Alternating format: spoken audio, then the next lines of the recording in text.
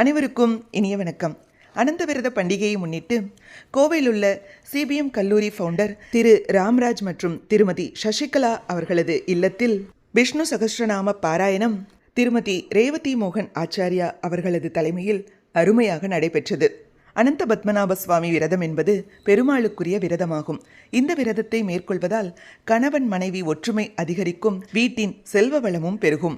இந்த அனந்த விரத பத்மநாப சுவாமி பூஜைகளையும் அலங்காரங்களையும் மிகவும் சிறப்பாக செய்திருந்தனர். சிபிஎம் இல்ல மருமகள்களான திருமதி ஸ்வப்னா அவர்களும் திருமதி ரம்யா அவர்களும்.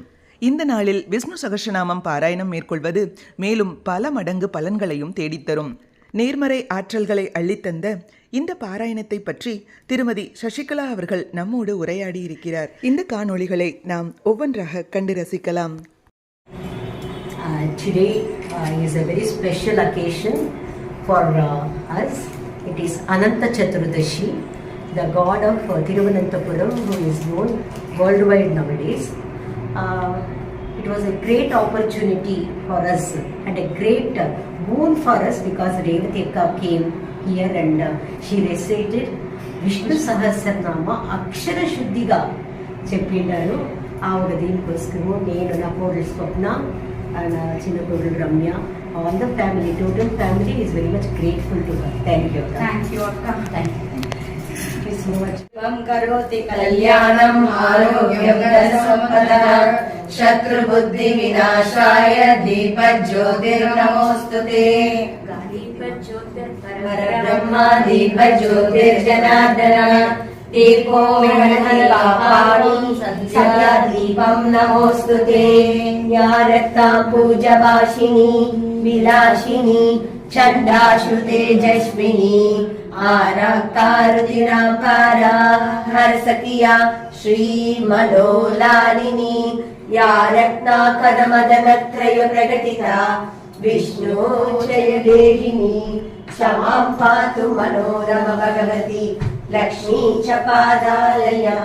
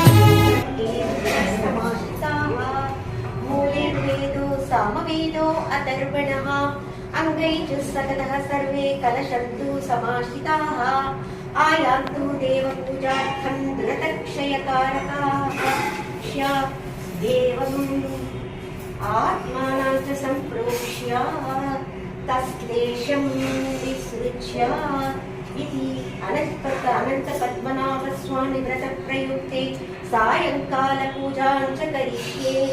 ओम गजगर्णिकाय नमः, ओम लंबोदराय नमः, ओम विकटाय नमः, ओम विघ्नराजाय नमः, ओम धूमकेतुवे नमः, चंद्राय नमः, ओम श्री शाश्वताय नमः, ओम राजीवलोचनाय नमः, ओम श्रीमते नमः, ओम राजेन्द्राय नमः, ओम रघुनाथाय नमः, ओम जानकी वल्लभाय नमः, ओम जयित्राय नमः, ओम जातिमित्राणि भूतानि भवन्त्यादि युगागमे यस्मिन् शब्दरयं याति पुनरेव युगक्षये तस्य लोकप्रदानस्य ऋषिर्नाम्नां सहस्रस्य वेदव्यासो महामुनिः छन्दोनुष्टुप् तथा देवो भगवान् देवकीसुतः अमृतांशुर्भवो बीजं शक्तिर्देवकी नन्दनः त्रिसामादयं तस्य शान्त्यर्थे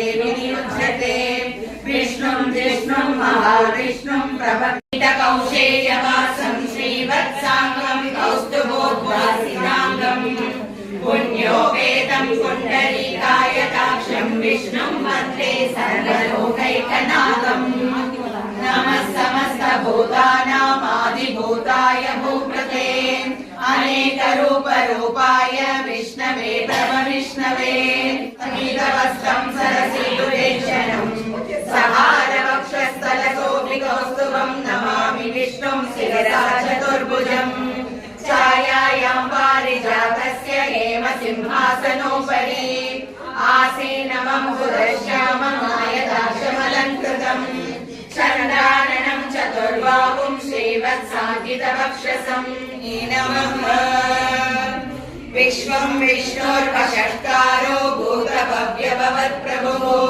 भूतकृद्भूतकृद्भावो भूतात्मा भूतभावनः भूतात्मा परमात्मा च मुक्तानां परमागतिः अव्ययः पुरुषः साक्षी क्षेत्रज्ञोऽक्षर एव च योगो योगविदां नेता प्रधानपुरुषेषु विश्वकर्मा मनुस्पृष्टा सविष्टस्तविरो ध्रुवः अग्राह्य शाश्वतः कृष्णो लोहिताक्षप्रदर्शनः प्रभूतस्त्रिकगुर्धाम पवित्रं मङ्गलं परम् ईशानः प्राणदः प्राणो ज्येष्ठश्रेष्ठः प्रजापतिः हिरण्यगर्भो भूगर्भो माधवो मधुसूदनः ईश्वरो विक्रमी धन्वी मेधावी विक्रमक्रमः अनुत्तमो दुरादर्श कृतज्ञः कृतिरात्मवान् सुरेशः शरणं शर्म विश्वरेता प्रजाभवः स्वामी युगे युगे आर्ता विषण्णा शिथिलाश्च भीताः घोरेषु च व्याधिषु वर्तमानाः संकीर्त्य नारायण शब्दमात्रं विमुक्तदुःखाः सुखिनो भवन्तु ब्रह्मस्वरूपिणी परमेशी जगन्मातः महालक्ष्मी नमोऽस्तुते श्वेताम्बरधरे देवी नानालङ्कारभूषिते जगस्थिते जगन्मातः महालक्ष्मी नमोऽस्तुते महालक्ष्मी अष्टकं स्तोत्रं यः पठेत् भक्तिमान् नरः सर्वसिद्धिमवाप्नोति राज्यं प्राप्नोति सर्वदा एककाले पठेत् नित्यं महापापविनाशनम् द्विकालं यः पठेत् नित्यं धनधान्यसमन्विता त्रिकालं यः पठेत् नित्यं महाशत्रुविनाशनम् महालक्ष्मीर्भवेत् नित्यं प्रसन्ना वरदा शुभा